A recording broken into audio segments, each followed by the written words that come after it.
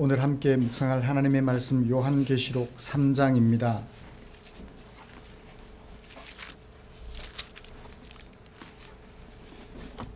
1절부터 6절까지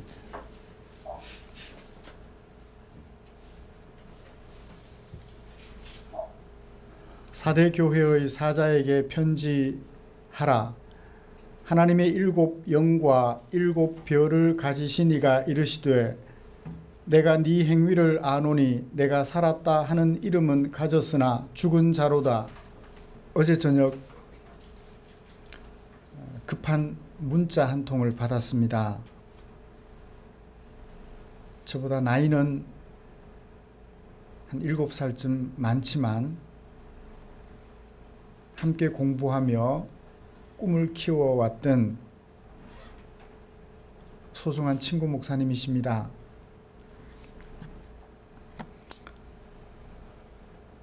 갑자기 의식을 잃어 병원으로 모시고 갔는데 의식 회복이 많이 더뎌서 특별한 기도를 부탁한다고 문자를 받았습니다. 오늘 아침에도 통화를 했는데 그 가족들과 통화를 했는데 아직까지도 의식을 찾지 못하고 있다고 합니다.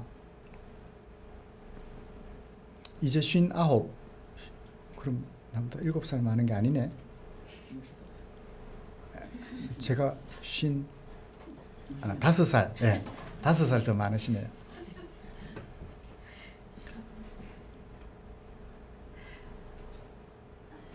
아직까지 의식을 찾지 못하고 있어 안타까워하며 힘들어하는 가족들의 소식을 들으면서 밤새도록 잠을 설치며 이런 생각을 해보았습니다. 하나님의 손안에 있는 사람의 내일, 우리들 중에 아는 사람이 누굴까?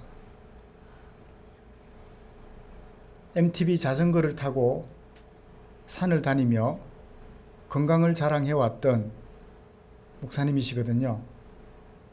서울에서 자전거를 타고 설악산을 다녀올 만큼 자전거로.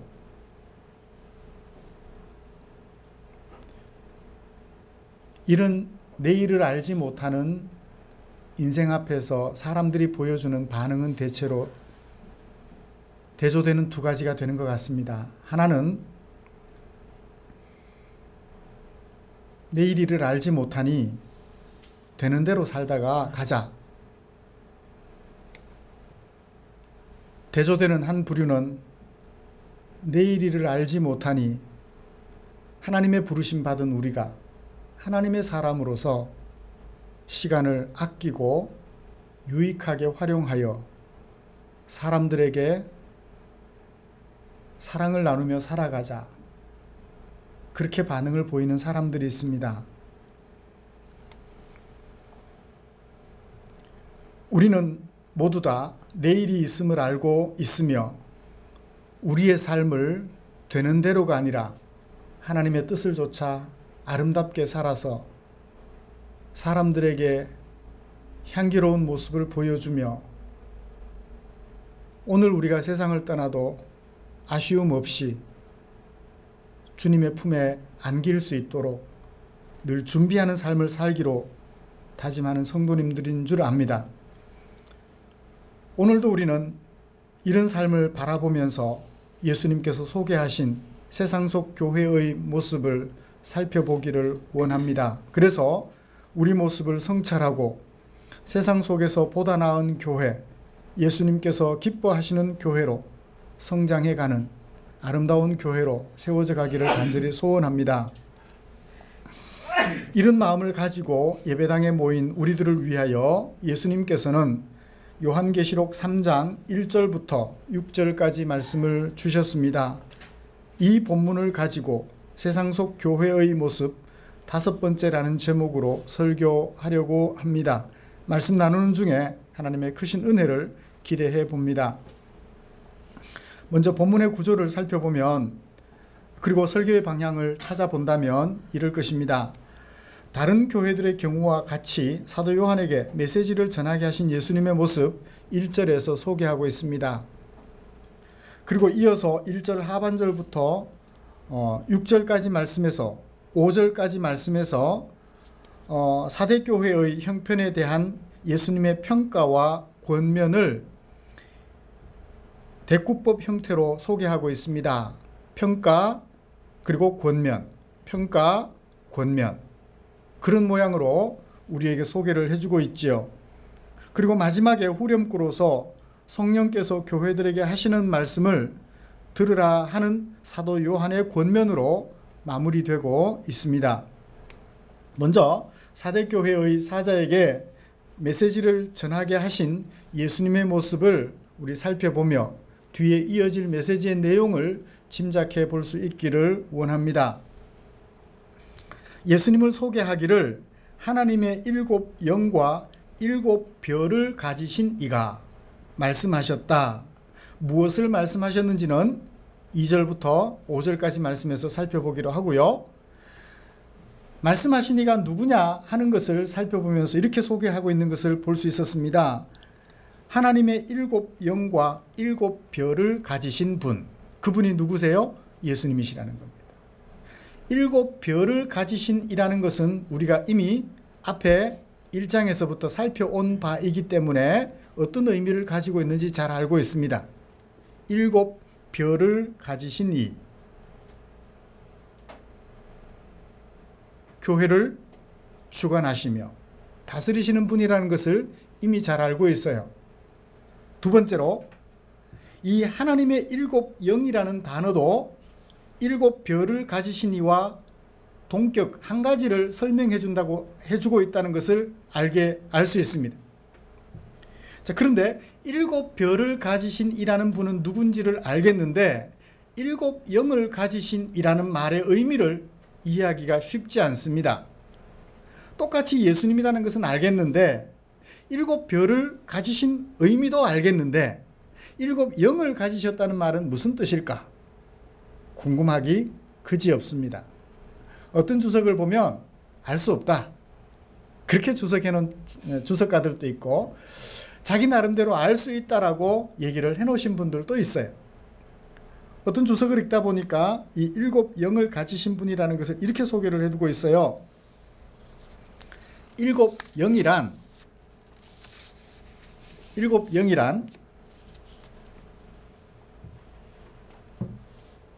어떤 영적인 존재로서 모든 천사들을 의미한다. 그러니까 모든 천사들을 주관하시는 예수님, 그런 식으로 주석해 둔 것을 보았습니다. 그런데 굳이 왜 그렇게 보아야 했을까라고 생각을 해보니까 영이라는 단어가 헬라어로 푸뉴마라고 하는데 성령님을 가리킬 때 나타내는 단어와 같아요. 6절에 보면 귀 있는 자는 성령이 교회들에게 하시는 말씀 할 때 그 성령이 푸뉴마거든요. 같은 단어예요. 그러므로 영이라는 단어를 같이 썼는데 성령은 그냥 푸뉴마, 그 다음에 7 영이라고 할 때 그 영은 푸뉴마타라 하여 복수명사예요. 그리고 목적격이 7 영을, 성령이 주격이고 목적격이 그게 달라요.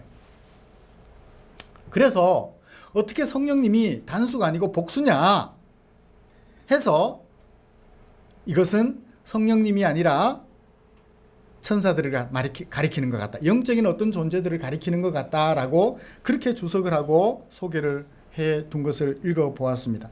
그럴까요? 이렇게 생각해 볼 수는 없을까요?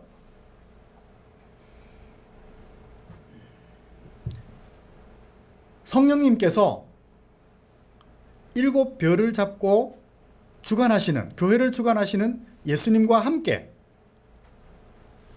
그 7 교회들에게 각각 개별적으로 역사를 하신다라고 이해를 하면 어떨까요? 다시 말하면 이 7 영이라는 단어를 문자적으로 해석하지 마시고 은유적으로 해석하는 거예요. 사도행전 2장 3절에 보면 이런 말씀이 있습니다. 오순절날 마가 요한의 다락방에서 모여서 예수님이 약속하신 성령님을 기다리고 있는 그러면서 기도하는 그 성도들에게 성령께서 임하실 때의 모습을 이렇게 소개하고 있죠. 마치 불의 혀처럼 갈라지는 것이 그들에게 보여 거기 앉아있는 각 사람에게 하나씩 임하여 있더니, 성령님은 한 분인데 거기 앉은 각 사람에게 각각 임하셨다라는 얘기죠.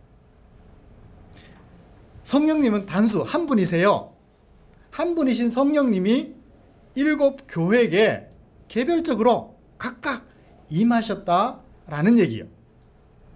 그렇게 이해할 수는 없을까요?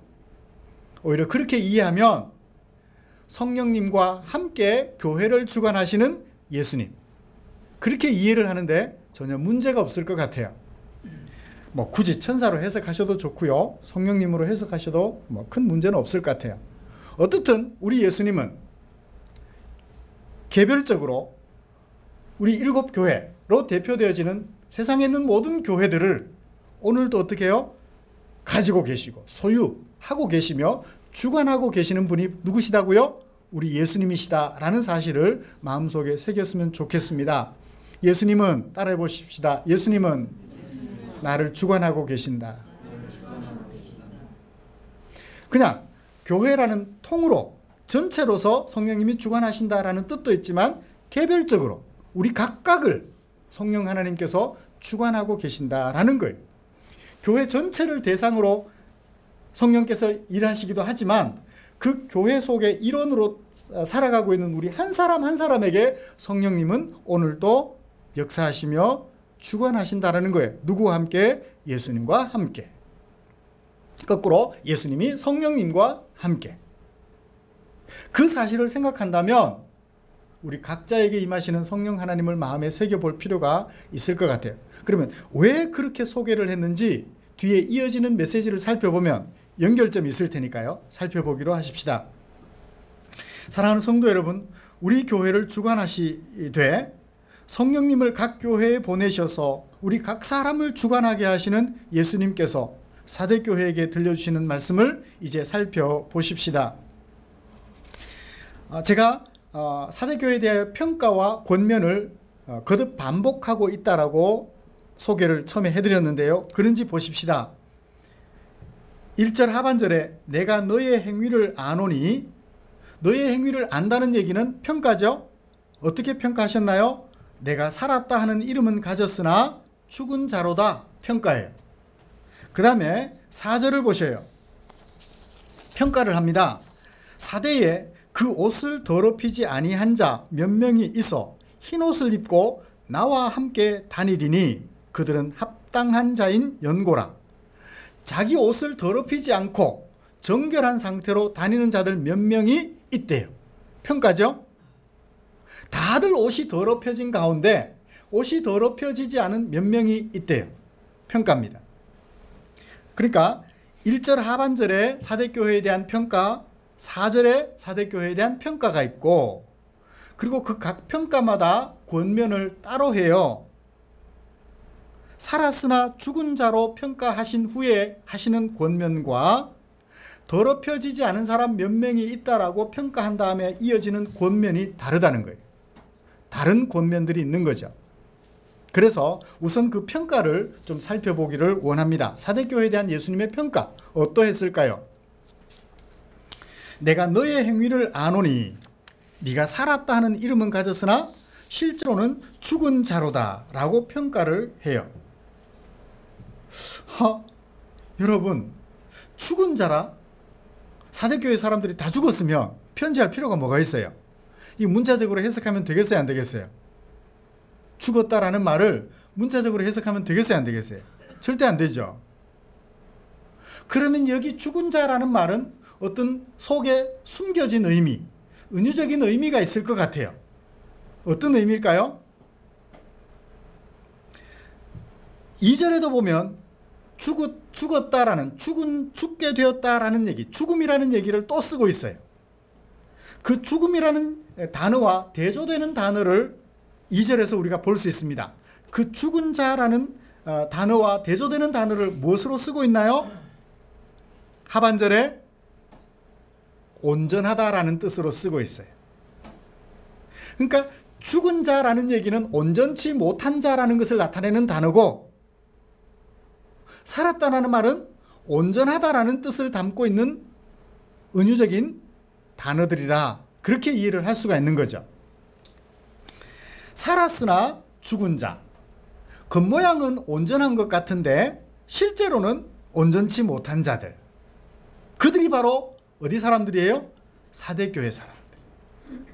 겉모양은 번지르르하여 멀쩡해 보이는데, 온전한 사람들 같아 보이는데 그 속을 들여다보니 온전하지 못한, 썩어 있는, 부패한, 더럽혀진 그런 모습이라는 얘기예요.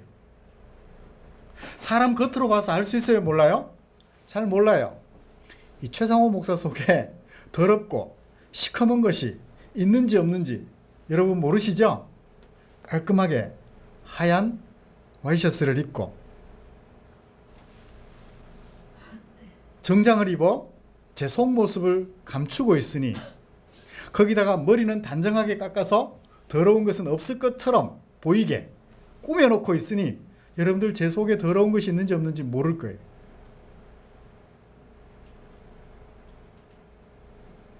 그런데 우리 예수님은 사대교회 성도들을 자세히 살펴보시더니 그 속 모습까지 살펴보신 것 같아요.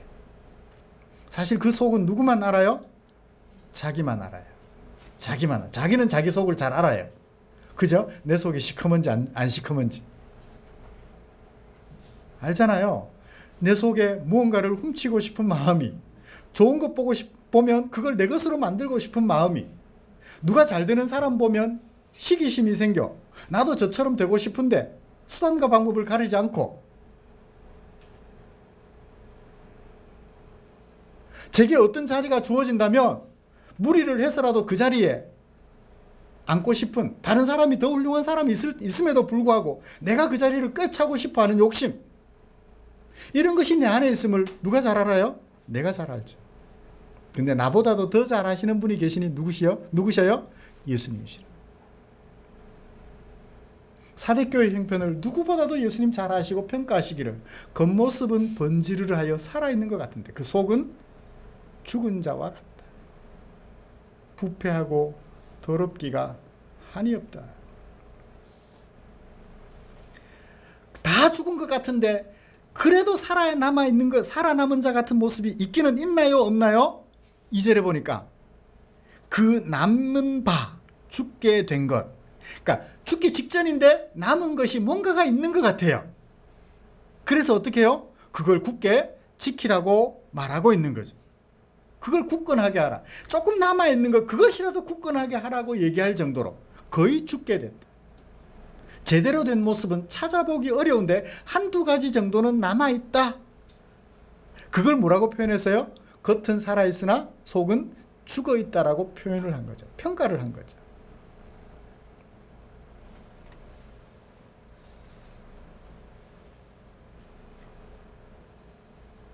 그 다음, 그런데 왜 사대교회가 이렇게 됐을까요? 사대교회는요, 이세벨이 있었습니까? 없었습니까? 거짓 가르침을 가르치는 자들이 있었습니까? 없었습니까? 우상숭배에 대한 얘기가 있습니까? 없습니까? 없어요. 그런데 왜 이렇게 됐죠? 거짓 가르침을 가르쳐주는 자도 없고 우상숭배도 보편화된 도시가 아니에요. 이 사대교회도 분지 도시예요. 한쪽만 평지와 연결되어 있고 나머지 3면은 남쪽을 제외한 동서북쪽은 한결같이 산악지대, 요새예요. 적들이 침공해 들어가고 싶어도 동서북쪽으로는 침공해 들어갈 수 없고 들어온다 해봐도 남쪽으로밖에 못 들어와요.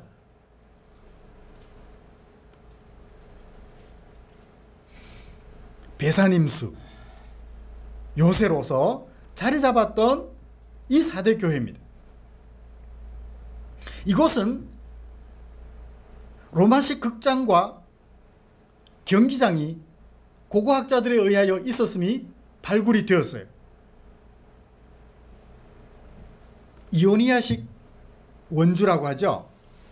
큰 돌 기둥, 이런 것들이 지금도 세워져 있다고 합니다. 그 크기가 어마어마하다고 해요. 이 사대는 양모 염색 기술이 최초로 시작이 된 도시라고 합니다. 이단의 고통도 없었고 외부의 압박도 별로 없었던 이 교회. 그런데 어찌하여 겉모습은 번지르르하게 살아있는데 속은 이렇게 죽어 있을까요? 부요함 때문에. 결국 하나밖에 이유가 없어요. 부요함 때문에, 경제적인 풍요 때문에. 안전함이 오래 지속되는 가운데 경제적인 풍요가 넘쳐나니 그 경제적 풍요 때문에 하나님의 사람으로서 자기 모습을 지켜내지를 못했던 것입니다. 오늘날 우리 한국 교회들의 모습하고 비슷한 것 같아요.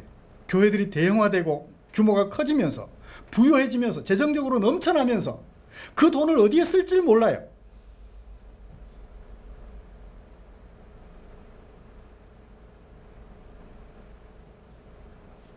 그래서 목회자들은 한 자리 얻어보겠다고 그 자리를 얻기 위하여 성도들이 어렵게 헌금한 돈을 여기저기 마구 끌어다 쓰고, 그것이 세상 속에 불법으로 고소되어서 재판을 받고 있고, 그런 모습을 보여주고 있는 거죠.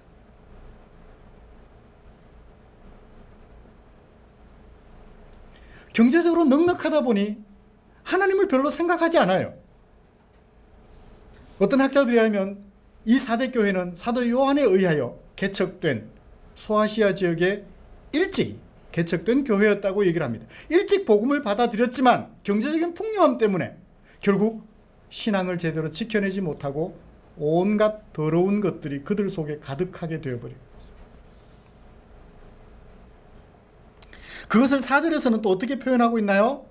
옷이 더럽혀지지 아니한 자 몇 명이 있대요. 다 그렇게 더럽혀졌는가 했는데 다 더럽혀지지는 않았나 봐요. 몇 명이 남아있대요. 남들 다 그러는데 나 혼자 뭘? 보통 사람들은 그렇게 말하기도 합니다. 그래서 우리나라에 일찍이 유행되었던 속담 같은 말을 가져오죠. 군자는 대로를 다녀야 한다고요. 남들이 가는 길을 가야지 남들이 가지 않는 길을 가면 문제가 된대요. 그래서 하나님께서 뭐라고 말씀하시는가라는 것보다는 다른 성도들이 어떻게 살아가는가 하는 것을 모범 케이스로 삼다 보니 어떻게 돼요? 전부 그렇게 되고 바른 길을 가고 있는 사람은 몇 명 남지 않은 상황이 된 것입니다. 사대교회의 이런 모습, 예수님 말씀을 빌려오면 무화과나무 잎은 무성한데 열매는 없는 것 같아요. 잎은 무성한데 열매가 없어요. 정말 예수 믿는 사람들이 한국의 4분의 1이라면 그 4분의 1 때문에 우리 대한민국에 살아가는 많은 사람들이, 많은 불신자들이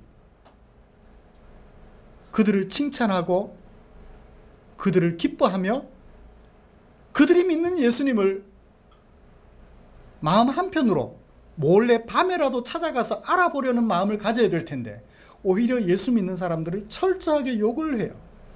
왜 그런가요? 겉모양은 번지르르한데 그 속이 없어. 예수 믿는 사람이나 안 믿는 사람이나 구분되지 않는 그 모습 때문에 그렇다는 거죠. 오늘 사대교회의 모습이 우리 대한민국의 모습과 크게 다르지 않은 것 같습니다. 잘 살아보세, 잘 살아보세. 열심히 노력해서 우리 부모님들 세대가 죽기 살기로 일해가지고 자식들을 공부시켜서 세상에 유수한, 빠른 시간 안에 성장하는 유수한 나라들 중에 하나로 자리매김했습니다.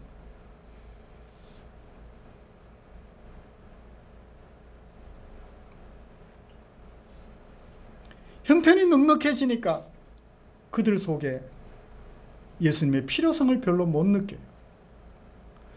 어려운 일이 있으면 돈으로 다 해결하려 하고 그 돈으로 편안하게 생활하여 불편을 모르는 거예요. 가난하게 살아보지 않으면 가난하게 사는 것이 얼마나 힘든지 알지 못합니다.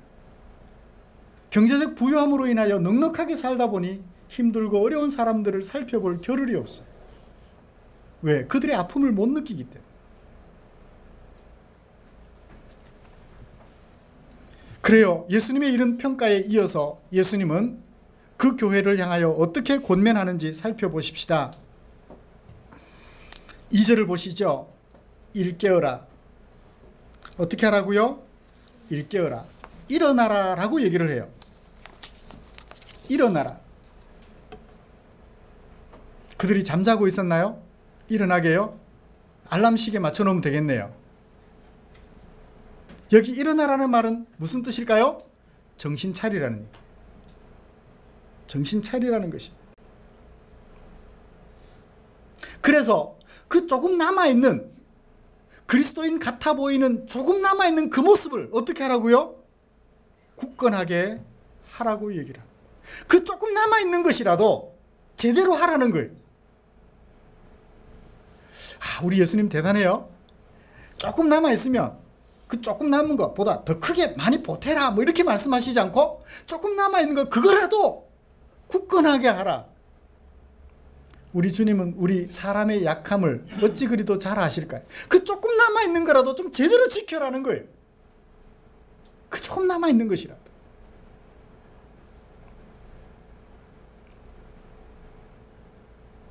그 조금 남아있는 것조차 부정하시고 끝났어 너희들은 그렇게 버리지 않으시며 그 조금 남아있는 것도 인정해 주시고 그 조금 남아있는 것이라도 굳게 지켜라 그렇게 말씀하고 계십니다.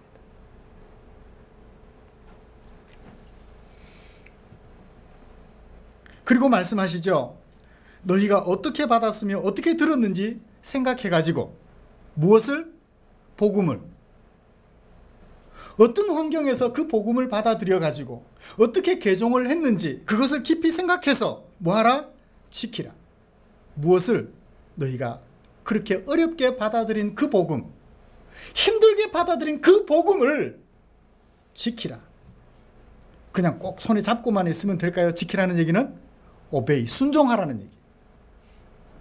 순종하라는 얘기. 그 복음에 순종하라는 얘기입니다. 굳게 지키는 것에서 한 걸음 더 나가죠. 조금 더 순종해라. 그리고 어떻게 하라? 회개하라. 지난 날들에 대하여 잘못을 뉘우치고 새로운 마음가짐을 가지라고 얘기를 합니다. 그리고 5절 마지막으로 격려를 해주셔요. 몇 명 남지 않았지만 그 몇 명 남지 않은 사람을 뒤쫓아 그 길을 걸어간다면 그걸 어떻게 표현하고 있나요? 이기는 자는 이기는 자에게 주시는 약속의 말씀으로 말씀을 마무리 짓고 있습니다. 3가지로 약속을 해주셔요. 어떻게 하십니까? 흰옷을 입을 것이다. 외적인 표시죠. 네가 하나님의 백성이라고 칭찬을 받게 될 것이다. 흰옷을 입게 될 거다. 지금 더럽혀진 그 옷 벗어버리고 흰옷을 입게 될 거다. 2번째, 무엇을 약속해 주십니까? 그 이름을 생명책에서 기록해 두고 있었는데 그 책에서 이름을 결코 지우지 않을 것이다. 뭐 이렇게 옷을 온전하게 했다고 깨끗하게 했다고 지우시지 않고 깨끗하게 하지 못했다고 지우고 그런 얘기는 아닐 거예요. 그죠? 도 아니면 뭐식으로 그렇게 표시하지는 않으신다는 거예요. 어떤 의미입니까? 온전케 하라는 얘기죠. 마지막 3번째, 무엇을 약속하십니까?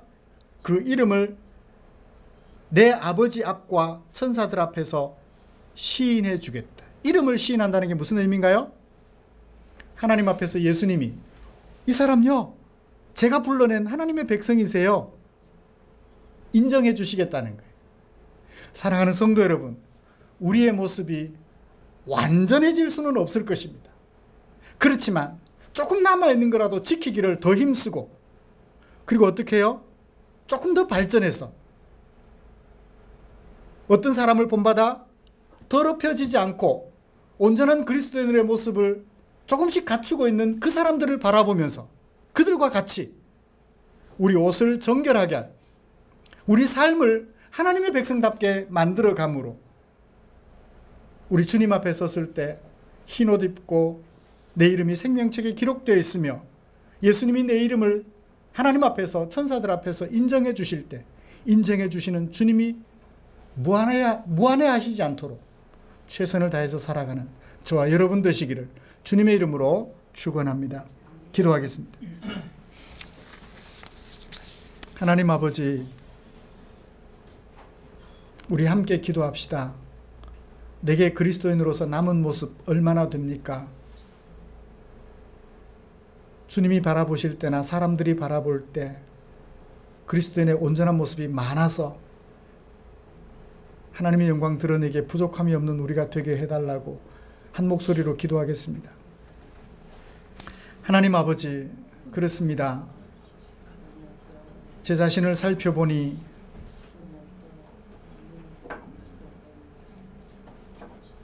하루 세끼 잘 먹고 있음에 근심 걱정이 적으며 하나님의 은혜를 구하는 모습이 적지 않나 주님의 평가하시는 모습으로 제 자신을 돌아봅니다.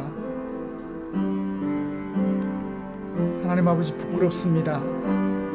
남은 것이 사대교회 성도들보다 더 부족할 정도로 미미함을 고백합니다. 아버지여, 바라기는 우리 선조들께서 생명을 걸고 오늘 이 종에게까지 전하여 주신 그 복음의 메시지를 가슴에 새기며 주의 말씀을 묵상하여 날마다 옷을 정결케 해가듯 제 삶을 정결하게 해감으로